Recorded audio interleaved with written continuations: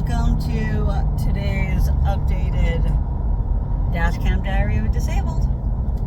So, today has been quite productive. Thank goodness.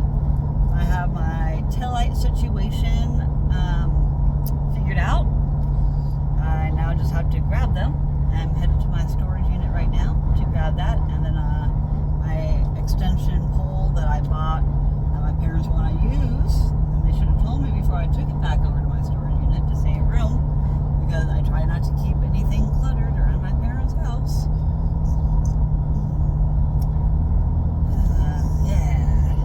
So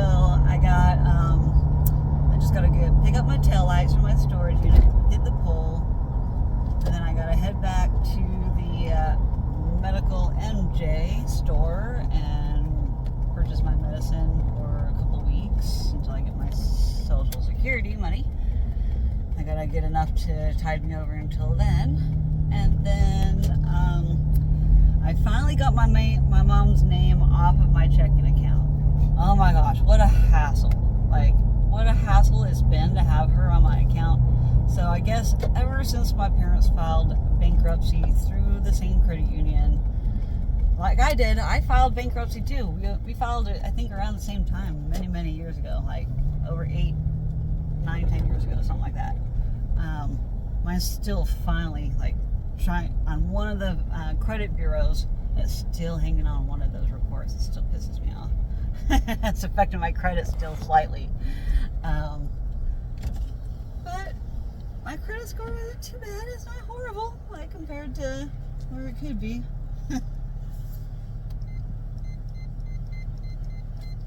Beep. So how it affected me having her on my account is every time I had any check to deposit into my account or cash a check, I would have to stand there and wait at the teller inside the bank to call some number associated with the credit union, and they would have to, like, verify that it's not me, or it's not my mom trying to do anything with any kind of money transaction at that credit union. She's blacklisted. My dad's blacklisted too. They don't use that credit union anymore, even though I still do. I just find it too much of a hassle to change. Like, all of my direct deposits and, like, you know, trying to get that set up all over again and changed over. Sorry, I'm too much of a procrastinator, and, like, I just don't want to deal with any of that. That's just too much. I'm like, nah, I'm good. I just deal with the hassle. But it took me over 10 years, roughly, to figure out why. They would never tell me why they had to make the phone call every time I had to make it, anytime I had a check in that bank. It's not like they're trying to come after my mom and dad for money, but, like, I don't know, my parents are blacklisted from this credit union. Like, they made things difficult on me because of what them being, and I only had my mom on my account because I was doing so much driving. I was stationed elsewhere in the Navy. Like, I've had this checking account the entire time I was in the Navy, and afterwards with the VA and everything. Like, I have too much time invested with this credit union. I'm not trying to start over. Like, I'm just not. I as much as I hated this checking account thing and, like, having them to make a phone call, I finally figured out, like, 2-3 months ago, I finally got the person at the desk at the credit union to tell me. And she had to ask permission on the phone to see if she could tell me the reason why they had to do this. They would never tell me. They always gave me a business card and be like, call this number and they'll tell you what you need to do, why this is happening. But they were never allowed to tell me, I guess, until finally 10 years of, like, dealing with this BS. Thankfully, I've never really had that many checks to deal with to deposit into my account. It's usually always direct deposit. And there's no problem with direct deposit. They don't have to make phone calls or anything about that. So it's always just a physical check. They wanted to make sure that my mom had nothing. Like, my mom has no access to any money. My mom's not allowed to have any money because of 10 years ago bankruptcy through them. even though I did the same thing.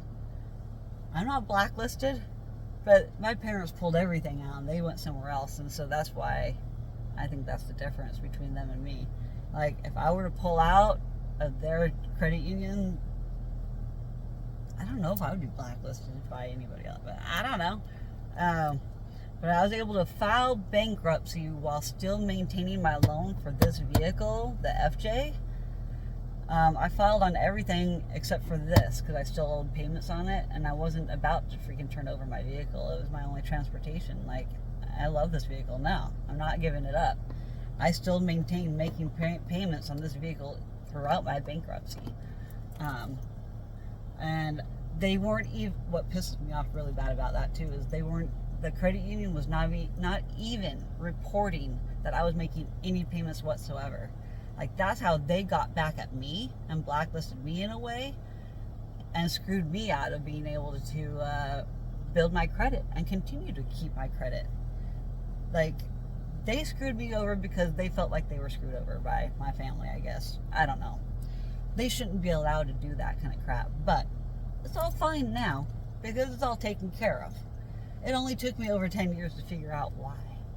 But my parents did the same thing too. They kept the loan that was through that credit union for their vehicle at the time. They did the same thing I did. Like, we kept making, that was also recommended by my lawyer, you know, like, if you want to keep your vehicle, you need to leave that out of the whole bankruptcy thing and just continue making payments. I'm like, all right, that's what I did. But the whole time, I have like 7-8 years of good credit history of not ever being late on the payment of this vehicle until what I end up doing is I end up refinancing it somewhere else a couple of years after my bankruptcy because I was trying to refinance and make my payment lower and all that kind of stuff. But, you know, I had great, you know, like I said, I had really good credit up until my bankruptcy time frame. I couldn't afford it. I couldn't afford to live as a single person with my income. And that's why I ended up being homeless at some point later on, while I was still trying to get after I got my degree. You know, it took me 12 years of fighting the VA to get my 100% disability, to get my pay to where it's at now, which is like double. Like, it's crazy the jump between 90% disabled compensation through the VA is only like $1,200, and then from 90 to 100%, so you go from $1,200 to over $3,000 for 10% difference. It's such a backwards system. And I was at 90% disability rate at $1,200 a month. I was over income for a homeless Section 8 help. I was over income by like $100. There were only 2 counties that had a lower income threshold. Or, no, I'm sorry, not lower, a higher income threshold. And that's how I ended up in Washington State VA, because that's the VA that helped me become not homeless. Section 8 housing allowed me to gain help when I had 90% disability, and I was still fighting for that 100%. And then I finally got my 100% disability right when COVID hit, and I was still driving back and forth 300 miles between Washington and my parents' house in Salem, Oregon. I was driving 300 miles between Walla Walla and Salem, repeatedly for help. My mom had to, when I felt like I was dying and I had not figured out I had immune system issues and lupus and RA, and it was before all those diagnoses. I was basically not getting treated at the VA because of COVID. They weren't open. They weren't doing anything. I basically went to the ER for 2 to 3 years right when I got my 100% disability because the VA was shut down. Basically, they weren't helping me. They weren't getting me any treatment. I was trying to get community care and I couldn't get that, and it wasn't getting approved. And then they were paying me mileage to go to my doctor appointments in Portland from Washington, but then they stopped doing that. They're like, policy change. Yeah, you're not allowed to anymore. I'm like, yeah, you're stupid. So I got screwed out of that money for a long time. I just gave up on trying to file for it. I'm like, yeah, I'm not going to do all this paperwork just to be like, no, we're not going to give it to you still. No, I wasn't going to jump through hoops unless I was going to get something through it. I was starting to get progress with things, and then COVID hit, and then everything just shut down. And I spent over 2 years, 4 years. I spent like 3 years basically, like just kind of lost. But my mental health was actually really dang good during that time frame. I've already been isolating for years before COVID, so COVID really didn't change my mental health. Like I saw it starting to happen, and I'm like, oh no, everybody's going to start having some isolation, social anxiety issues now because of COVID shutting everything down. Now look at the mental state of everybody. Now we don't have enough mental health providers because of, one, Obamacare, and two, well, it's not Obamacare anymore. It's whatever it's called. I don't know what it's called now, but whatever.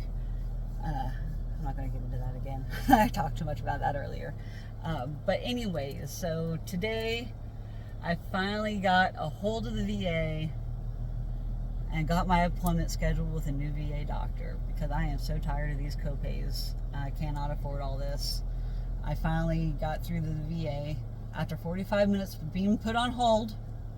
Yeah, I've been triggered today. I don't have any anxiety pills for another week either, but it's fine. I have better coping than I did before.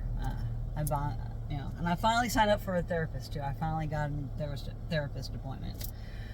I'm making progress, people. I'm making progress. But, even though I therapy myself and I try to help therapy y'all and inspire y'all to keep going, I need help once in a while too. I need somebody to lean on, somebody to listen to me besides myself. Self-reflection is great, but, it's nice to get some outside input once in a while. But they're already setting me up with a therapist that I don't really want to see, so I'm already kind of biased, and I don't know how hard it is going to be for me to open up to this person because I already don't like them. Because they canceled on me before and caused me more PTSD with therapists, so don't abandon me before you even meet me, people. Like, I already got that fear because of all the gaslighting and BS the VA put me through and the doctors put me through the VA. So I'm finally getting back into it, but I already got some triggered this week because they were going to call me back Wednesday by the end of business, and they never did. And my call log doesn't say anything about them calling me back on Wednesday. My call log doesn't say anything. They said they tried calling 2 to 3 times, and they never got through to voicemail. So I think they were just pushing the buttons wrong. And I think it's either they pushed the buttons wrong multiple times, because I do have voicemail set up, and it should have gone to voicemail, and I wasn't anywhere out of service. I was at my house. I put off all my errands waiting for them to call back on Wednesday, and so I put everything off until today, basically, for 2 days, because I was out of place yesterday. My thoracic and cervical went out of place first thing Thursday morning, so I spent all day and Thursday in bed. And then today I had a chiropractor appointment, fixed the problem. I already kind of went out of place already today because of my stress of being triggered. So I've already started pulling myself back out of place because of the stress of the VA putting me through the BS of saying, oh yeah, we called you. And then as soon as I called, 15 seconds into the phone call at ringing, they say, can I put you on hold? Yeah.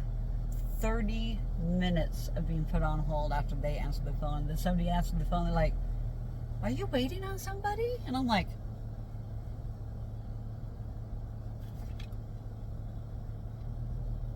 yeah, yes I am. I'm quite upset about this. She's like, yeah, my coworker left their desk. What was I just saying in earlier's freaking video? What was I just saying?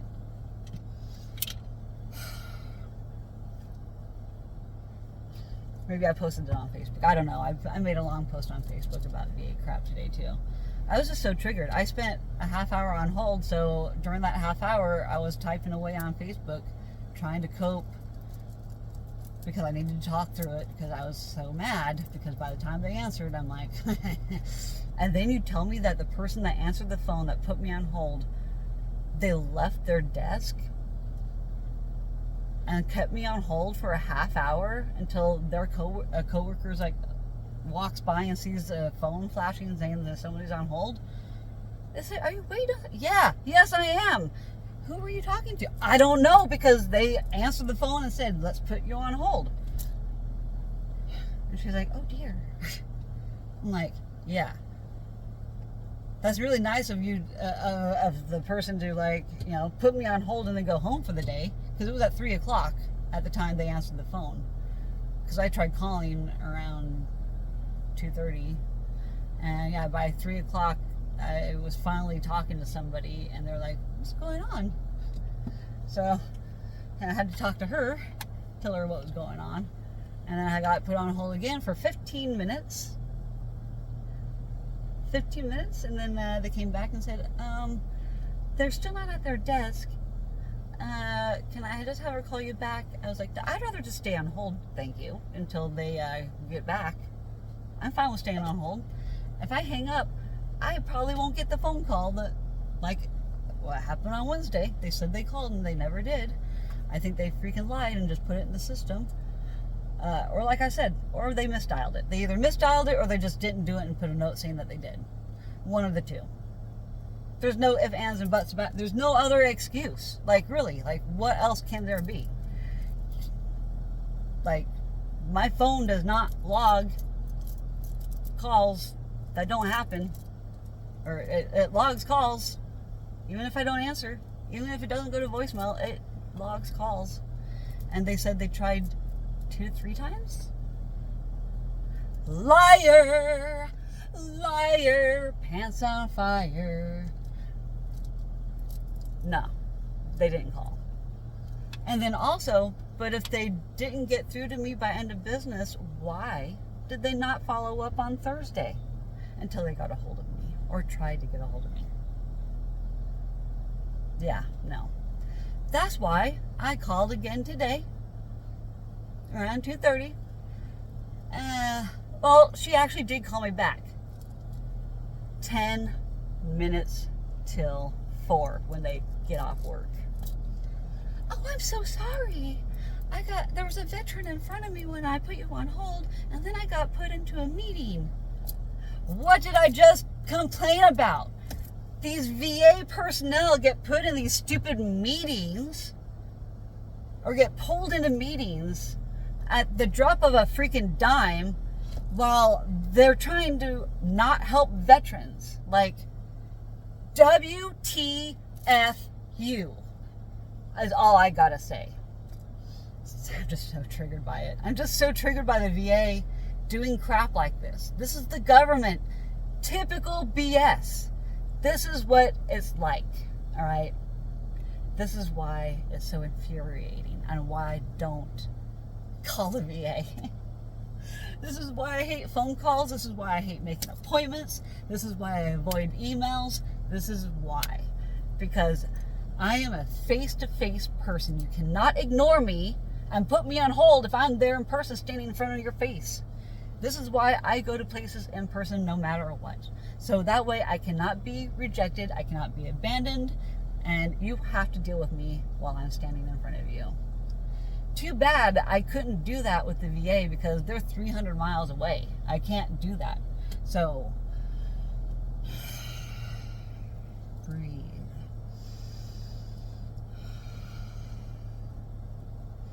But this is why I'm a disgruntled veteran. I'm going to title this one Disgruntled Veteran, Disgruntled Disabled Veteran, because this is primarily bitching about the VA for about 20 minutes now. So, anyways, that's how today went this afternoon. Holding me up from going to the bank, holding me up from going to my storage unit, holding me up from going to doing my other errands for exactly 1 hour of my life wasted and drained away because of political BS from the VA.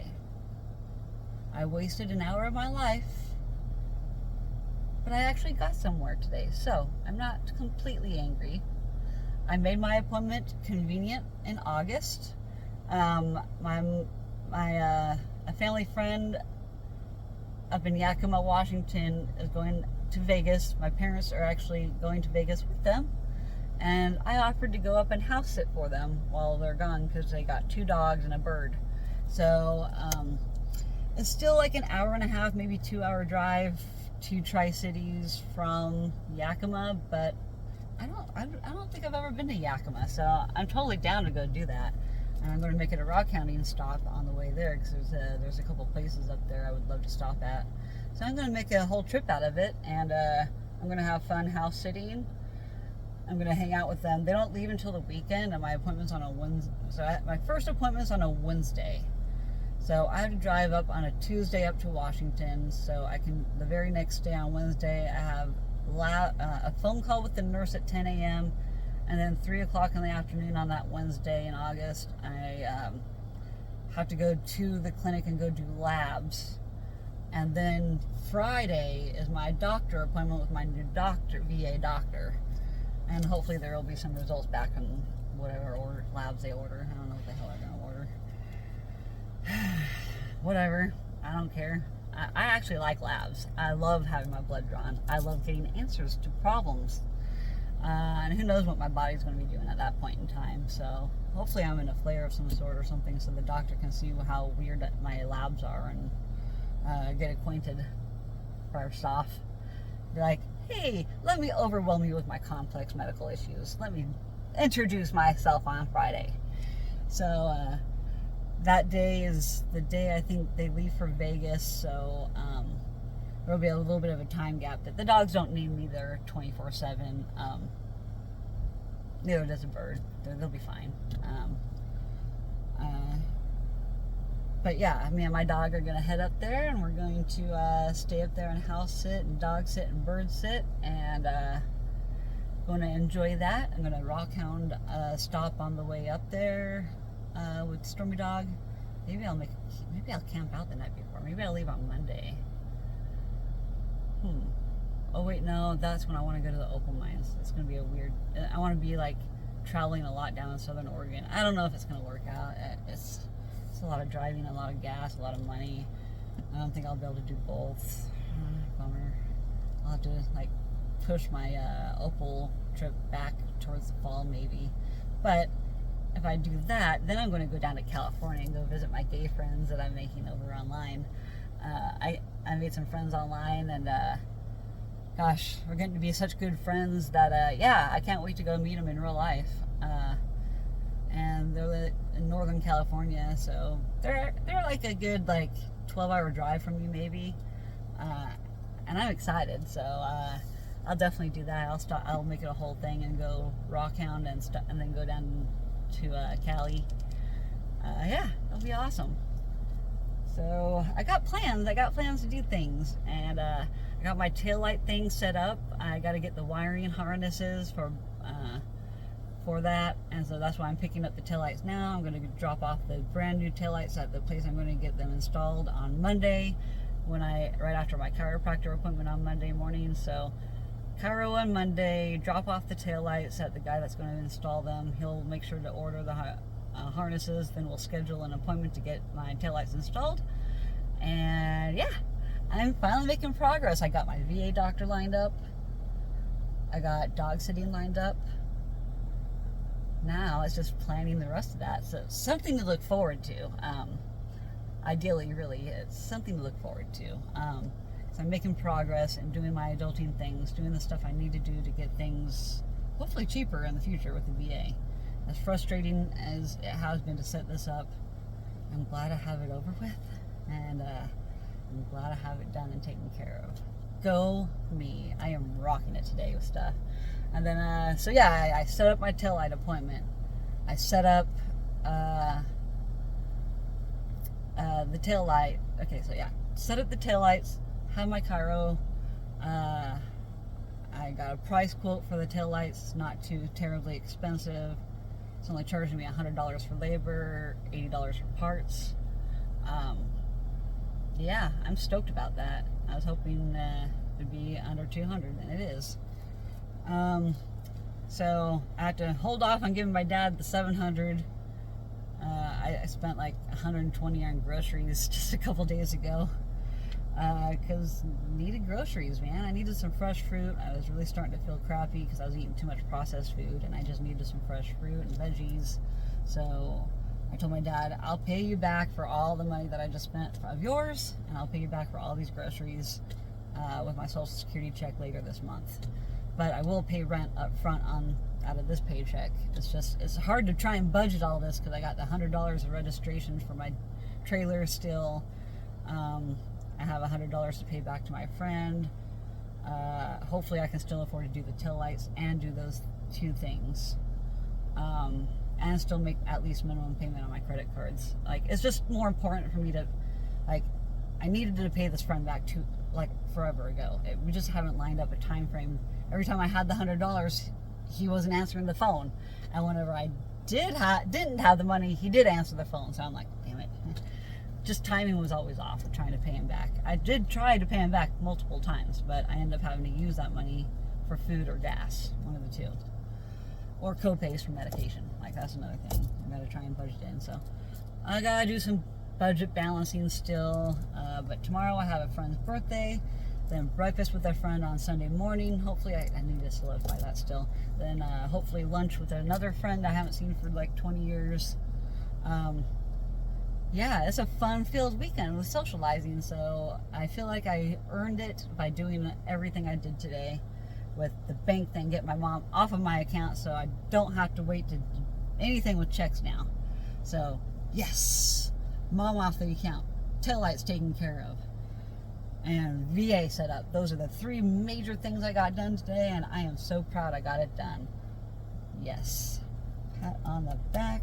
Now I'm getting the stuff done with the storage unit, and yeah, I can relax this evening. Happy Friday night to me. And we may be having a socializing Facebook Messenger Zoom meeting tonight with my new friends, online friends. I think we're having like either a movie watch night or at least just a drinking online party with each other. Yeah, it's going to be fun. Hanging out with people online. Yeah, I'm excited to get to know these other people better. And I'm building my family now, because we're all going to EDC in Vegas next year, and so being able to communicate and become friends ahead of time and getting to know everybody so I can make fantastic bracelets and necklaces for them personalized. I can't wait to meet them in real life, and the closest ones are in California. The other ones are in Texas. I can't drive that far, but I don't know, maybe I have a trip to Texas in my future, flying at least. I have lots of friends that live there, so I could make it a future vacation to visit multiple people. Like take a week or something and go visit multiple people and catch up. I have an airline voucher, but it might be expired by now.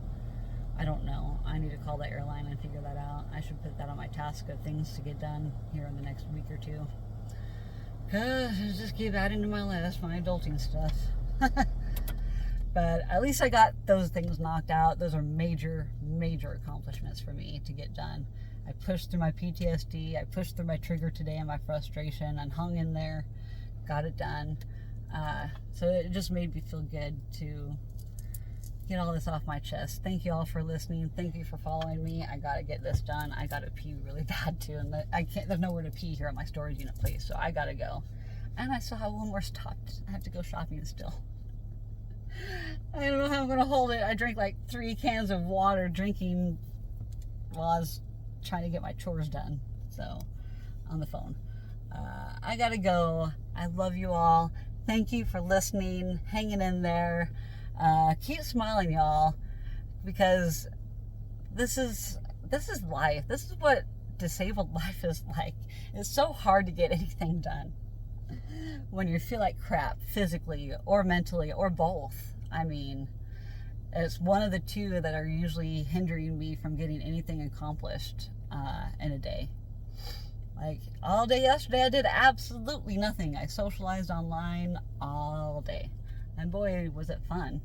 It was restful. It gave me energy to get all this stuff done today. So I need those down days, especially when my thoracic goes out of place. Like, it affects my throat. My throat feels like it's closing off because it moves the ligaments in my neck because of the thoracic going out, and it was susceptible to going right back out. So I wished I had some anxiety pills for my freaking inflammation because it would help with that inflammation, but I ran out because I was inflamed all last week and inflamed the week before. So I'm just trying to avoid steroids, and you know, it sucks that I run out of my anxiety pills like a week early.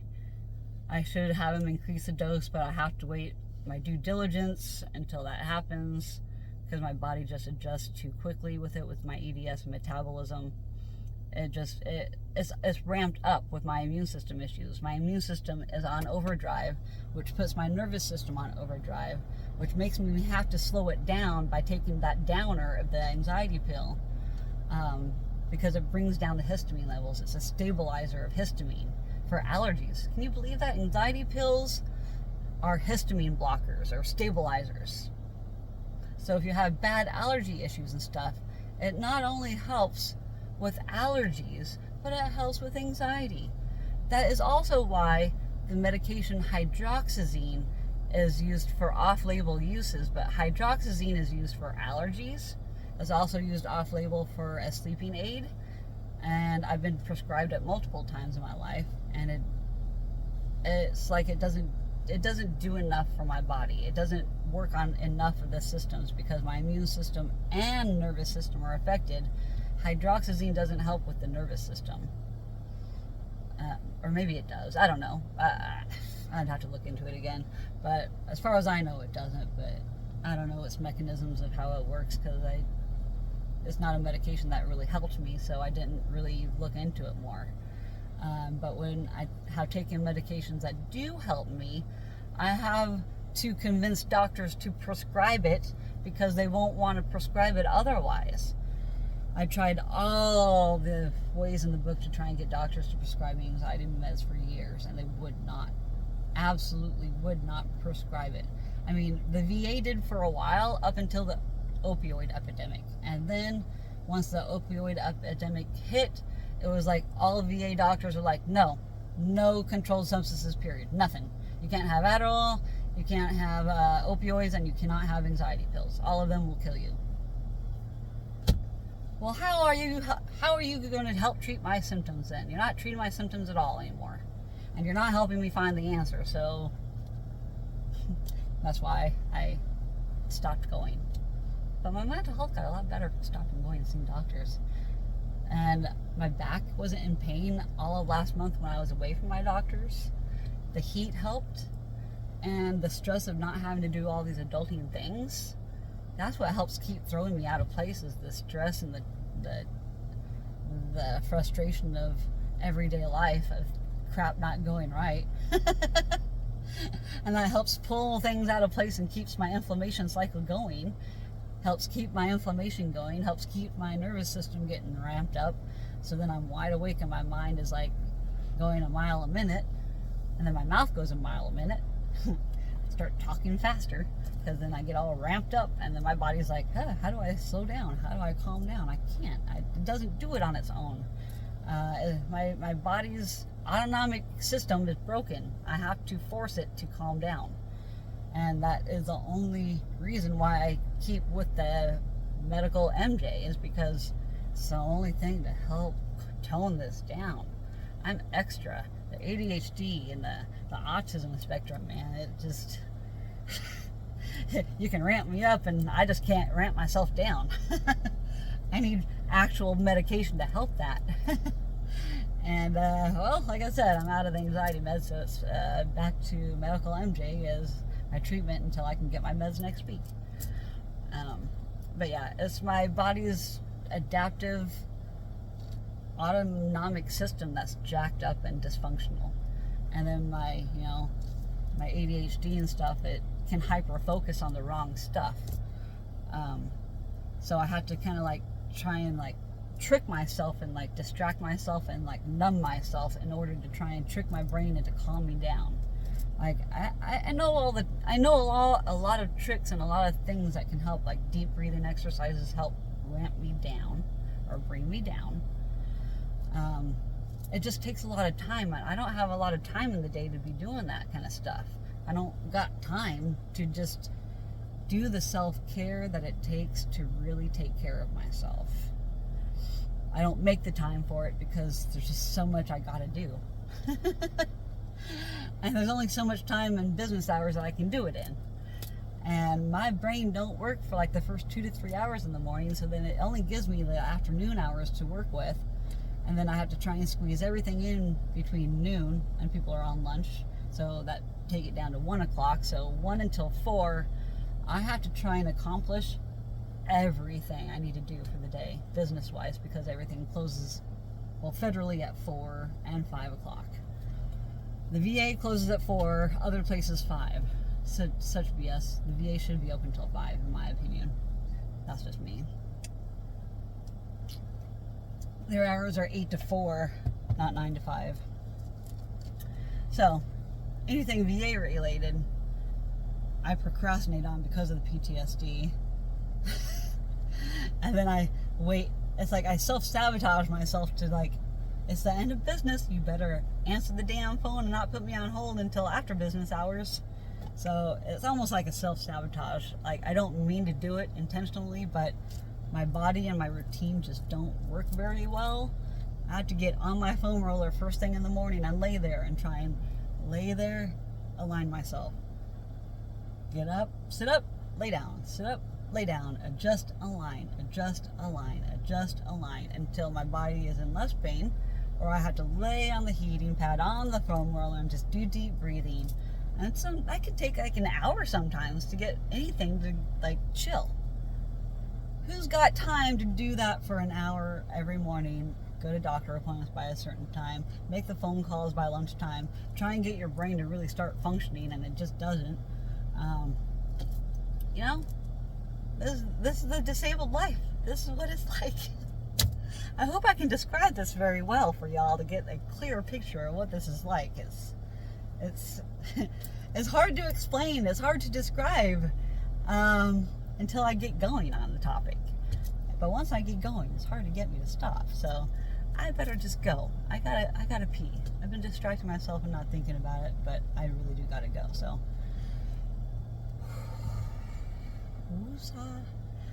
I'm going to be home soon enough. I'll be able to use the restroom. I'll be able to smoke my stuff. I'll be able to lay in bed. I'll be able to game. Then my mom's going to be like, dinner time. And we're like, food.